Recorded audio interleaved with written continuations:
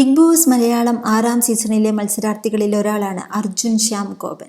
Big boss വീട്ടിലെ ഏറ്റവും പൊക്കക്കാരനായ മത്സരാർത്ഥി. 6 അടി 4 ഇഞ്ചാണ് അർജുൻ്റെ പൊക്കം.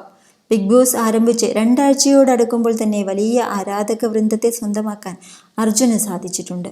സൈലൻ്റായി നിന്ന് മൈൻഡ് ഗെയിം കളിച്ച് ആരാധകരെ നേടാൻ അർജുന് സാധിക്കുന്നുമുണ്ട്. ഇപ്പോഴിതാ തൻ്റെ ജീവിതകഥ വെളിപ്പെടുത്തിയിരിക്കുകയാണ് അർജുൻ. ചികിത്സയില്ലാത്ത തൻ്റെ രോഗാവസ്ഥയെക്കുറിച്ചാണ് അർജുൻ സംസാരിച്ചത്. എൻ്റെ പേരിൽ എൻ്റെ അപ്പനും അമ്മയുമുണ്ട്. എൻ്റെ ജീവിതത്തിലെ ഏറ്റവും വലിയ സ്വത്തും എൻ്റെ അപ്പനും അമ്മയുമാണ്.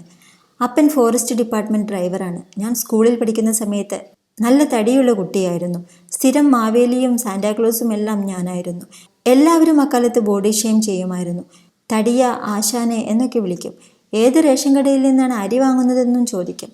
ക്ലാസ്സിൽ ഏറ്റവും വലിയ കുട്ടിയും ഞാനായിരുന്നു. ഒട്ടും കോൺഫിഡൻ്റ് ഉണ്ടായിരുന്നില്ല. എല്ലാവർക്കും എന്നെ പേടിയാണ്. അത്ഭുത ദ്വീപിലെ ആൾ വരുന്നു എന്നൊക്കെ പറഞ്ഞ് കളിയാക്കും. അപ്പോഴെല്ലാം അത് കേട്ട് ചിരിക്കുമെങ്കിലും പിന്നീട് വീട്ടിൽ പോയി ഞാൻ കരയും. അങ്ങനെ അമ്മ 13ാം വയസ്സിൽ എന്നെ ജിമ്മിൽ ചേർത്തു. 10ാം ക്ലാസ് മുതൽ ബോഡി ബിൽഡിംഗ് ചെയ്തു തുടങ്ങി. 15ാം വയസ്സിൽ മിസ്റ്റർ കോട്ടയമായി. ആ പ്രായത്തിൽ തന്നെ എനിക്ക് ബൈസെപ്സ് ഒക്കെ ഉണ്ടായിരുന്നു. ആ സമയത്ത് TV ഷോ കണ്ട് മോഡലിംഗ് ചെയ്യണമെന്ന ആഗ്രഹം വന്നു. അതിനിടയിൽ ജൂനിയർ ആർട്ടിസ്റ്റായി പോകുമായിരുന്നു. +2 കഴിഞ്ഞാണ് മോഡലിങ്ങിന് ശ്രമിച്ചു തുടങ്ങിയത്. ആദ്യം ശ്രമിച്ചപ്പോൾ തടിയാണെന്ന് പറഞ്ഞ് ഒഴിവാക്കി.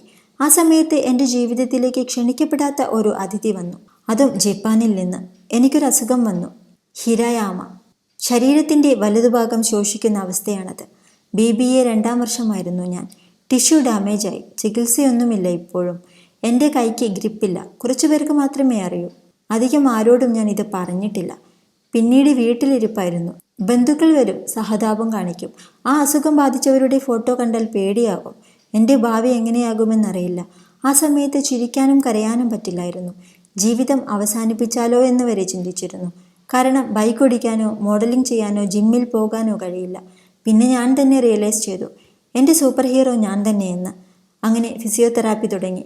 ജിമ്മിൽ പോകാൻ തുടങ്ങി. കൈ വിറയ്ക്കുന്നത് കാരണം എക്സാം പോലും എഴുതാൻ പറ്റില്ലായിരുന്നു. പിന്നെ ശരീരഭാരം ഞാൻ കുറച്ചു. വർക്കൗട്ട് ചെയ്ത് മിസ് കേരളയായി. ശേഷമാണ് മോഡലിംഗ് ചെയ്തു തുടങ്ങിയത്.